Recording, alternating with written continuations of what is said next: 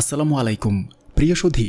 দুনিয়ার এমন কিছু রহস্য আছে যা যুগে যুগে মানুষকে হতবাক করে রেখেছে।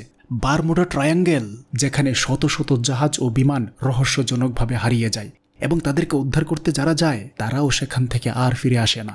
এটা কি সত্যি সত্যি প্রকৃতির খেলা, নাকি এর পেছনে রয়েছে কোনো গোপন সত্য যা আমাদের সামনে আসতে দেওয়া হয় না?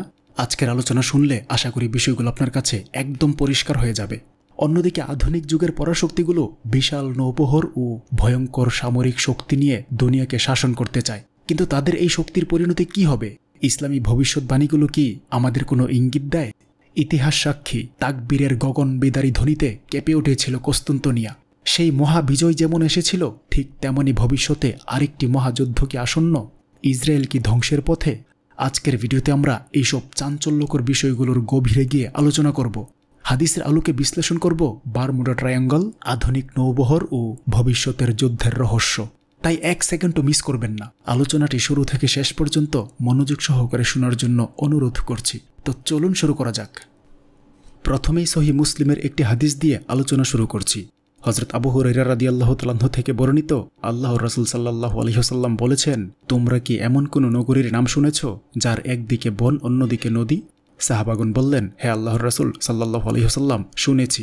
নবীজি সাল্লাল্লাহু আলাইহি ওয়াসাল্লাম বললেন, ততক্ষণ পর্যন্ত কিয়ামত সংঘটিত হবে না যতক্ষণ না ইসহাক বংশের ৭০,০০০ সেনা উক্ত নগরীর সঙ্গে যুদ্ধ করবে।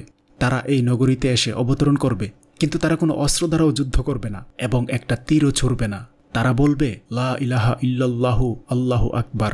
আর অমনি নগরীর দুই দিককার প্রাচীরের একদিক ভেঙে পড়বে। তারপর তারা দ্বিতীয়বার লা ইলাহা ইল্লাল্লাহু আল্লাহু আকবার বলবে, আর অমনি অপর দিককার প্রাচীরও খসে পড়বে। তারপর তারা তৃতীয়বার লা ইলাহা ইল্লাল্লাহু আল্লাহু আকবার বলবে, আর অমনি তাদের জন্য প্রশস্ত পথ তৈরি হয়ে যাবে।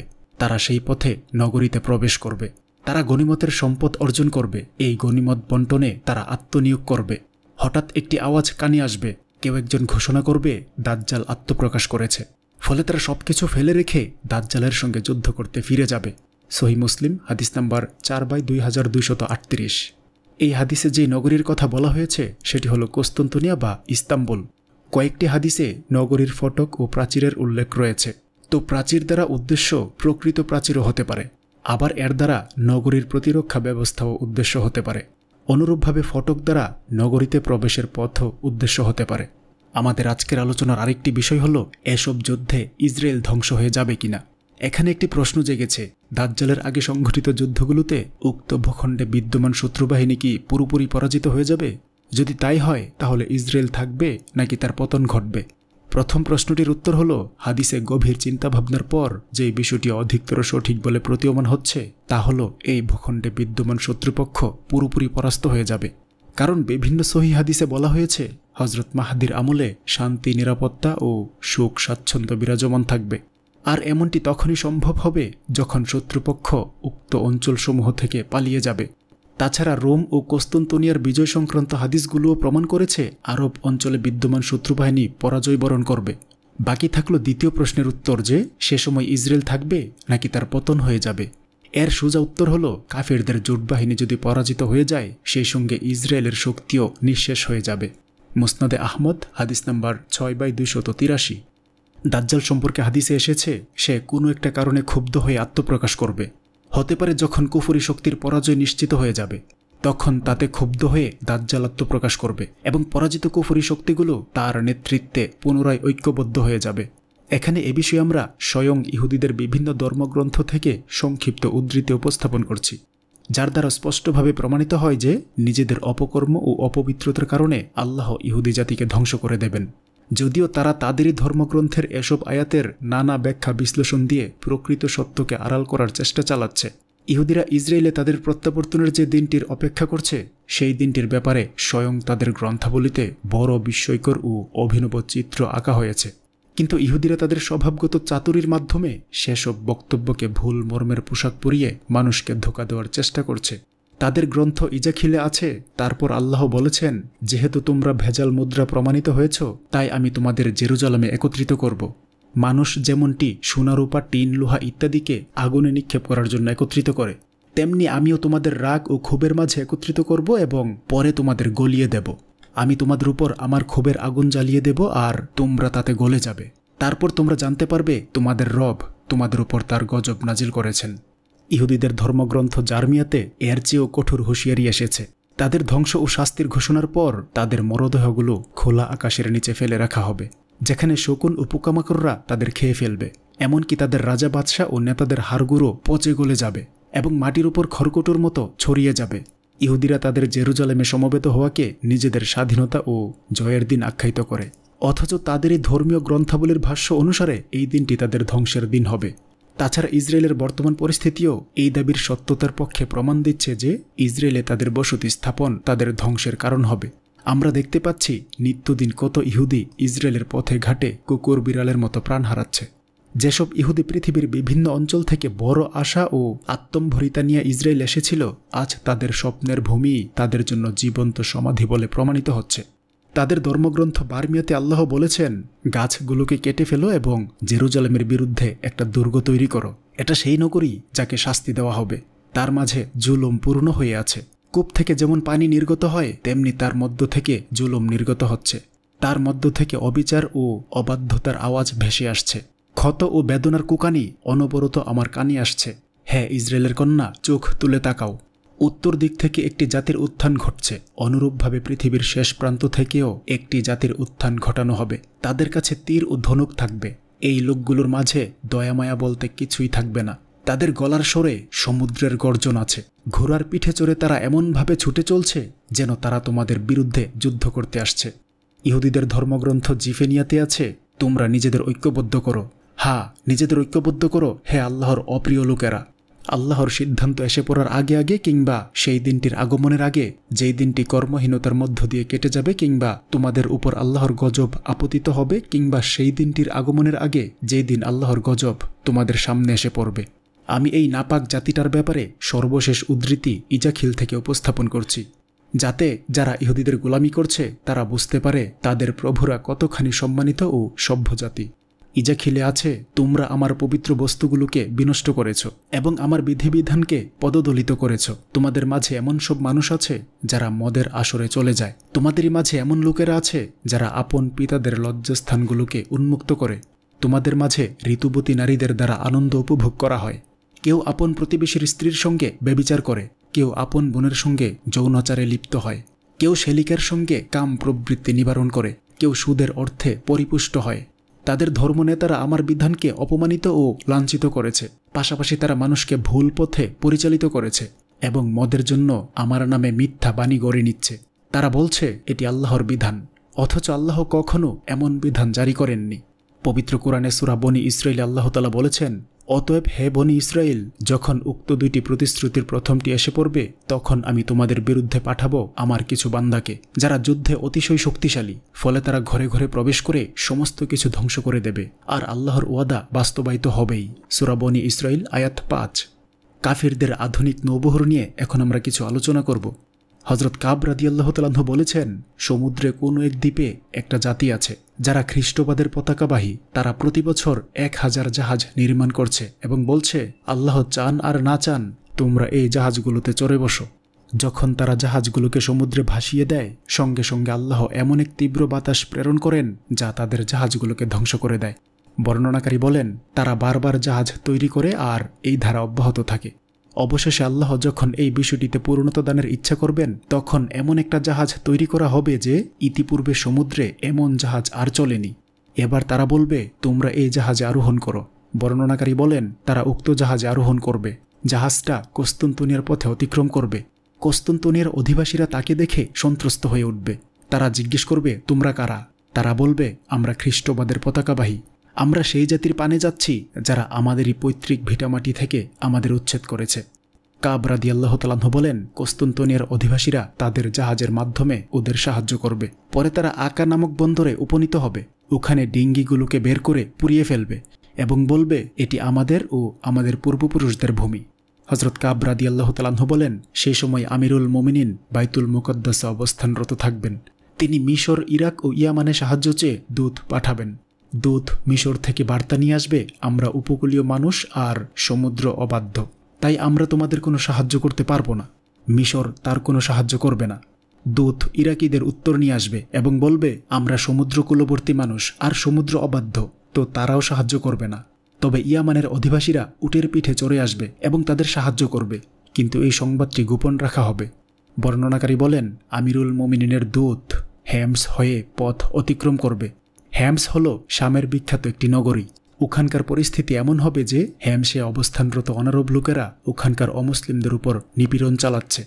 দূত এই সংবাদটি মুসলমানদের আমিরকে অবহিত করবে। আমির বলবেন, এখনও আমরা কিসের অপেক্ষা করছি, অথচ প্রতিটি নগর জনপদে মুসলমানদের উপর নিপীড়ন চলছে। তিনি হেমসের দিকে এগিয়ে যাবেন, ফলে 1/3 মুসলমান শহীদ হয়ে যাবে। 1/3 লোক উটের লেজ ধরে বসে পড়বে, অর্থাৎ তারা জিহাদে যাবে না এবং সাধারণ জনতার মাঝে ঢুকে যাবে। এই দলটি এমন এক অখ্যাত ভূমিতে প্রাণ হারাবে যে কোনো মানুষ তার সন্ধান জানবে না। এরা না আপন পরিজনের কাছে যেতে পারবে, না জান্নাতে যেতে পারবে। আর অবশিষ্ট 1/3 মানুষ বিজয় অর্জন করবে। তারপর তারা লেবাননের পাহাড়ে কাফেরদের ধাওয়া করে করে উপসাগর পর্যন্ত পৌঁছে যাবে। তখন এই পর্যন্ত যিনি মুসলমানদের নেতৃত্ব দিয়ে আসবেন, শাসন ক্ষমতা তার হাতে অর্পণ করা হবে। পতাকা বহনকারী পতাকা হাতে তুলে নেবে এবং সেটি উড়িয়ে দেবে। তারা ফজর নামাজের ওযু করার জন্য পানির কাছে আসবে, কিন্তু পানি তাদের থেকে দূরে সরে যাবে। তারা পানির পেছনে পেছনে এগিয়ে যাবে, তখন পানি আরও দূরে চলে যাবে। এই অবস্থা দেখে তারা পতাকা তুলে নিয়ে পানির অনুসরণ করে আরও সামনের দিকে এগিয়ে যাবে। এভাবে তারা নদীর এই কুল পার হয়ে যাবে। ওখানে পৌঁছে তারা পুনরায় পতাকা উড়াবে। তারপর ঘোষণা দেবে, লোক সকল, তোমরা উপসাগর পার হয়ে যাও। কারণ আল্লাহ বনি ইসরায়েলের জন্য সমুদ্রকে চিরে যেভাবে রাস্তা তৈরি করে দিয়েছেন, তেমনি তোমাদের জন্য সমুদ্র রাস্তা তৈরি করে দিয়েছে। বাহিনী সমুদ্র পার হয়ে যাবে। আসসুনানুল ওয়ারিদাতু ফিল ফিতান 6/1136। এই বর্ণনাটি কিছু শব্দগত পার্থক্যের সঙ্গে নুয়াইম ইবনে হাম্মাদও তার আল ফিতান নামক গ্রন্থে উদ্ধৃত করেছেন। যখন প্রথমবার মুসলমানদের আমির থেকে পানি দূরে সরে যাবে, তখন অজু করার জন্য তিনি পানির পেছনে পেছনে যাবেন। তারপর পানি আরও দূরে সরে যাবে, আর তিনিও পানির পিছু নেবেন। পানি আরও দূরে সরে যাবে। এভাবে তিনি পানি অনুসরণ করে করে বেশ দূরে চলে যাবেন, কিন্তু বুঝে উঠতে পারবেন না এমনটা কেন হচ্ছে। এভাবে যেতে যেতে যখন তিনি একটা কুল পার হয়ে যাবেন, তখন বুঝে ফেলবেন এই প্রক্রিয়ার মাধ্যমে মহান আল্লাহ সমুদ্রে তার জন্য পথ তৈরি করে দিয়েছেন। তিনি জনতাকে বিষয়টি অবহিত করবেন এবং সবাই সমুদ্র পার হয়ে যাবে। 1991 সালের উপসাগরীয় যুদ্ধের সময় আমেরিকা ও তার মিত্রবাহিনীর নৌবহর যেই পরিমাণে বিশ্ববাসীর সম্মুখে আত্মপ্রকাশ করেছিল, ইতিপূর্বে সমুদ্রপৃষ্ঠে এমন নৌযান কখনো কেউ দেখেনি। তবে জানা সম্ভব হয়নি এটি তাদের প্রথম প্রচেষ্টা নাকি এর আগেও কাফেররা নৌবহর তৈরির প্রচেষ্টা চালাচ্ছিল আর ধ্বংস হচ্ছিল। পশ্চিমাদের একটি গুণ আছে যে তারা কোনো কাজে ব্যর্থ হলে মন খারাপ করে না, হাত গুটিয়ে বসেও থাকে না, বরং ব্যর্থতা থেকে শিক্ষা নিয়ে পুনরায় কোমর বেঁধে মাঠে নামে। নবীজি সাল্লাল্লাহু আলাইহি ওয়াসাল্লাম তাদের এই ভালো গুণগুলোর কথা উল্লেখ করেছেন। যেমন মুস্তাউরিদ কুরাশি রাদিয়াল্লাহু তাআলা আনহু হযরত আমর ইবনুল আস রাদিয়াল্লাহু আনহুর সম্মুখে বলেছেন, আমি আল্লাহর রাসূল সাল্লাল্লাহু আলাইহি ওয়াসাল্লামকে বলতে শুনেছি, কিয়ামত সেই সময় সংঘটিত হবে যখন রোমানরা অর্থাৎ পশ্চিমারা সংখ্যাগরিষ্ঠ হবে। শুনে আমর ইবনুল আস রাদিয়াল্লাহু তাআলা আনহু বললেন, চিন্তা করে বলো তুমি কি বলছো। মুস্তাউরিদ কুরাশি বললেন, আমি সেই কথাটিই বলছি যা আমি আল্লাহর রাসূল সাল্লাল্লাহু আলাইহি ওয়াসাল্লাম থেকে শুনেছি। আমর ইবনুল আস রাদিয়াল্লাহু তাআলা আনহু বললেন, তাহলে তুমি এও শুনে রাখো, তাদের মাঝে এই 4টি সদ্গুণ আছে। নাম্বার 1, ফিতনার সময় তারা মানুষের মাঝে সবচেয়ে বেশি সহনশীল হয়। নাম্বার 2, বিপদ আপদে নিপতিত হওয়ার পর অন্যদের তুলনায় খুব তাড়াতাড়ি পরিস্থিতি সামলে নেয়। নাম্বার 3, পলায়নের পর সকলের আগে প্রত্যাবর্তন করে। নাম্বার 4, গরিব অসহায় এতিম ও দুর্বলদের কল্যাণকামী হয় এবং তাদের সর্বাপেক্ষা উত্তম গুণটি হল তারা রাজা বাদশাহের অত্যাচার নিপীড়নকে অন্য সকলের চেয়ে বেশি প্রতিহত করে। সহিহ মুসলিম হাদিস নাম্বার 4/2222, আত-তারিখুল কাবির 8/16। তাই অস্বাভাবিক নয় যে তারা বহু বছর যাবৎ নৌযান তৈরি করে আসছিল, আর প্রতিবারই মহান আল্লাহ তাদের নৌবহরকে ধ্বংস করে দিচ্ছিলেন। যেহেতু মিডিয়া তাদেরই হাতে, তাই তাদের ইচ্ছা ব্যতিরেকে কোনো সংবাদ কমই বাইরে আসতে পারে। অবশেষে আল্লাহ যখন তার প্রিয় বান্দাদের হাতে এই শক্তিশালী কুফরকে ধ্বংস করতে ইচ্ছা করলেন, তখন তাদের আরব উপদ্বীপে নিয়ে এলেন। বিশ্ব কুফর আপন শক্তি ও নৌবহর সহ চরম অহমিকার সঙ্গে এসে হাজির হল। এই নৌবহরে আব্রাহাম লিঙ্কন নামক জাহাজটাও আছে, যেন পানির উপর সন্তরণশীল একটা নগরী, যার দৈর্ঘ্য 1108 ফুট আর প্রস্থ 257 ফুট। তার মধ্যে 5500 লোকের থাকার জন্য কোয়ার্টার আছে, যারা বাইরের কোনো সাহায্য ছাড়া 3 মাস পর্যন্ত তার মধ্যে থাকতে পারে। জাহাজের নিজস্ব রেডিও ও টিভি স্টেশন আছে, নিজস্ব ডাকঘর ও দরবার হল আছে, 2টা নিউক্লিয়ার ও রিঅ্যাক্টরও আছে। তাতে 80টা যুদ্ধবিমান সবসময় দণ্ডায়মান থাকে এবং প্রতি 1 মিনিটে 4টা বিমান আক্রমণের জন্য উড়াল দিতে পারে। সমুদ্র মাঝে অনেক অনেক দ্বীপ আছে এবং তথাকার অধিবাসীরা খ্রিস্টবাদের অনুসারী। বর্তমান যুগে ইউরোপ অঞ্চলের শীর্ষ তালিকায় আছে আমেরিকা ও ব্রিটেন। তাদের দ্বীপগুলোর মধ্যে বহু দ্বীপ এমন আছে বহির্জগতের গায়ে যেগুলোর বাতাস লাগতে দেওয়া হয় না। তাছাড়া আটলান্টিক মহাসাগরে কত নাম না জানা দ্বীপ আছে যেখানে কাফেরদের গোপন তৎপরতা অব্যাহত রয়েছে, বিশ্ববাসী যার কোনো খবর রাখে না। এখানে এই ধরনের একটা অঞ্চল সম্পর্কে সংক্ষিপ্ত আলোচনা করব। আশা করি আলোচনাটি আপনাদের জন্য আনন্দ দিতে সক্ষম হবে। আর সেটি হলো বারমুডা ট্রায়াঙ্গল। এই অঞ্চলটা আটলান্টিক মহাসাগরে কিউবার আগে পুর্টোরিকোর সন্নিকটে অবস্থিত। অঞ্চলটা সম্পর্কে নিত্যদিন অনেক বিরল ও বিস্ময়কর কথাবার্তা শোনা যাচ্ছে, কিন্তু ব্যাপক অনুসন্ধান সত্ত্বেও আজ অবধি কোনো অনুসন্ধানের ফলাফল পুরোপুরি জনসম্মুখে প্রকাশিত হয়নি। এতেই অঞ্চলটার রহস্যময়তার প্রমাণ পাওয়া যায়। এই পর্যন্ত এখানে অসংখ্য জাহাজ অদৃশ্য হয়ে গেছে। হারিয়ে যাওয়া জাহাজের অনুসন্ধানে বিমান পাঠানো হলে উক্ত অঞ্চলে প্রবেশ করা মাত্রই সেই বিমানটিও অদৃশ্য হয়ে গেছে। অদৃশ্য হয়ে যাওয়া প্রতিটা জাহাজের কাহিনী শুনবার মতো বিষয়। সর্বপ্রথম যেই ঘটনাটি বহির্জগতের সামনে এসেছিল সেটা ছিল 1874 সালে অদৃশ্য হওয়া জাহাজ। তাতে অবস্থানরত 300-রও বেশি লোক ক্যাপ্টেন সহ লাপাত্তা হয়ে গিয়েছিল এবং জাহাজটা ক্যাপ্টেন ছাড়াই নিরাপদ অবস্থায় কুলে পাওয়া গিয়েছিল। একবার জাহাজের সবকজন যাত্রীকে মাতাল অবস্থায় কুলে পাওয়া গিয়েছিল এবং তাদের জাহাজ উক্ত অঞ্চলে অদৃশ্য হয়ে গিয়েছিল। যাত্রীদের ভাষ্যমতে জাহাজটা যখন উক্ত অঞ্চলে প্রবেশ করে তখন মস্তিষ্কে একটা ধাক্কার মতো লাগে। তারপর কিভাবে কুলে পৌঁছায় তার কিছুই তারা জানে না। অনুরূপভাবে বহু উড়োজাহাজের ক্ষেত্রেও অনেক বিস্ময়কর ঘটনা ঘটেছে। প্রতিটা ঘটনার পর তদন্ত কমিটি গঠন করা হয়েছিল, কিন্তু কোনো কমিটিরই রিপোর্ট জনসম্মুখে আসতে দেওয়া হয়নি। বরং বিশ্বের দৃষ্টিকে প্রকৃত সত্য থেকে সরিয়ে রাখার লক্ষ্যে আন্তর্জাতিক প্রতারকরা গল্পকারদের মাধ্যমে এমন কাল্পনিক উপন্যাস প্রচার করিয়েছে বিশ্ববাসী যার আমেজে বিভ্রান্তির অতলে হারিয়ে গেছে। এভাবেই ইবলিশের চেলারা বাস্তবতাকে বিশ্ববাসীর দৃষ্টির আড়ালে লুকিয়ে রেখেছে। ওই অঞ্চলটার ব্যাপারে মোটের উপর একটা কথা প্রচলিত আছে যে এলাকাটার বেশিরভাগ জায়গায় পানির মধ্য থেকে আগুন নির্গত হয় এবং পুনরায় পানিতে ঢুকে যেতে দেখা যায়। ইবলিশি শক্তিগুলোর গোপন তৎপরতা ও আন্তর্জাতিক ধোঁকাবাজদের যদি পরিসংখ্যান নেওয়া হয় তাহলে যথেষ্ট তথ্য প্রমাণ পাওয়া যায় যে উক্ত অঞ্চল আন্তর্জাতিক কুফরি শক্তির গোপন ঠিকানা। এখানে অবস্থান করেই তারা তাদের গোপন তৎপরতা পরিচালনা করছে। হাদিসে আছে ইবলিশ সমুদ্রে তার সিংহাসন পাতে। এতেও প্রমাণিত হচ্ছে ইবলিশের সিংহাসন বা কেন্দ্র এমন একটা অঞ্চলে হবে যেখানে কুফরির রাজত্ব প্রতিষ্ঠিত থাকবে। তাছাড়া কোরআন হাদিস দ্বারা এই বিষয়টিও প্রমাণিত যে ইবলিশ তার মানুষ বন্ধুদের পরামর্শ দিয়ে থাকে, এমনকি যখন প্রয়োজন হয় তখন মানুষের আকৃতিতে এসে তাদের সঙ্গে যুক্ত হয়ে যায়। বদর যুদ্ধে ইবলিশ বনু কিনানার নেতা সুরাকা ইবনে মালিকের আকারে আবু জাহেলের সঙ্গে উপস্থিত ছিল এবং আবু জাহেলকে যুদ্ধ করার জন্য অনবরত উস্কানি দিচ্ছিল। ইবলিশের কেন্দ্র সমুদ্রের কোথাও এমন একটা অঞ্চলের কাছাকাছি হওয়া দরকার যেখান থেকে সকল ইবলিশি পরিকল্পনা প্রস্তুত হচ্ছে। বারমুডা ট্রায়াঙ্গল আমেরিকার কাছাকাছি একটা দ্বীপ এবং বর্তমানে আমেরিকা বিশ্ব কুফরি শক্তির কেন্দ্র। তাই হতে পারে বারমুডা অঞ্চলটা ইবলিশের একটা কেন্দ্র এবং এখান থেকে সে তার জিন ও মানুষ শয়তানদের থেকে কর্মবৃত্তান্ত শুনে তাদের নির্দেশনা দেয় এবং বিশ্ববাসীকে উক্ত অঞ্চল থেকে দূরে রাখার জন্য এলাকাটাকে আতঙ্কের প্রতিমূর্তি বানিয়ে রেখেছে। এ ব্যাপারে যা কিছু তথ্য পাওয়া গেছে তাতে এটা স্পষ্ট যে আন্তর্জাতিক শক্তির ইচ্ছা ব্যতীত তা বাইরে আসতে পারবে না। আমেরিকার প্রাক্তন প্রেসিডেন্ট জর্জ ডব্লিউ বুশ বলেছিল, আমার কাছে সরাসরি খোদার কাছ থেকে নির্দেশনা আসে। এই আলোচনার আলোকে আমরা বলতে পারি তার এই খোদাটা হলো ইবলিশ। ইবলিশই তাকে সরাসরি নির্দেশনা দিত, কিংবা দাজ্জাল কোনো একটা জায়গা থেকে সরাসরি বুশ ও তার মতো কাফের নেতাদের নির্দেশনা দিয়ে যাচ্ছে।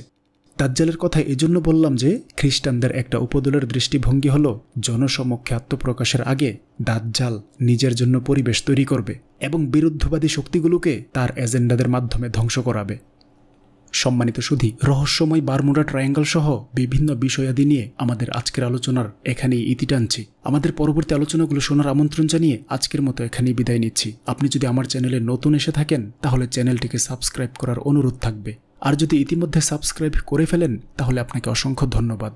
আমি মূলত ইসলামের ইতিহাস আর ঐতিহ্যগুলো জানতে এবং আপনাদেরকে জানাতে চেষ্টা করি এবং আরও চেষ্টা করি সর্বদা সত্য ইতিহাসগুলো আপনাদের সামনে তুলে ধরতে। তারপরেও আমার মধ্যে ভুল ত্রুটি থাকতেই পারে। বড় ধরনের কোনো ভুল যদি আপনার দৃষ্টিগোচর হয়, অনুগ্রহ করে কমেন্টের মাধ্যমে শুধরে দিলে কৃতজ্ঞ থাকব। আর ছোটখাটো ভুলগুলোকে ক্ষমার সুন্দর দৃষ্টিতে দেখলে অনুপ্রাণিত হব। সর্বোপরি আলোচনাটি যদি ভালো লাগে একটি লাইক দিতে পারেন, প্রচারের স্বার্থে আলোচনাটি শেয়ার করতে পারেন এবং নিয়মিত এই ধরনের আলোচনা পেতে অনুগ্রহ করে চ্যানেলটি সাবস্ক্রাইব করতে পারেন। আসসালামু আলাইকুম ওয়া রাহমাতুল্লাহি ওয়া বারাকাতুহু।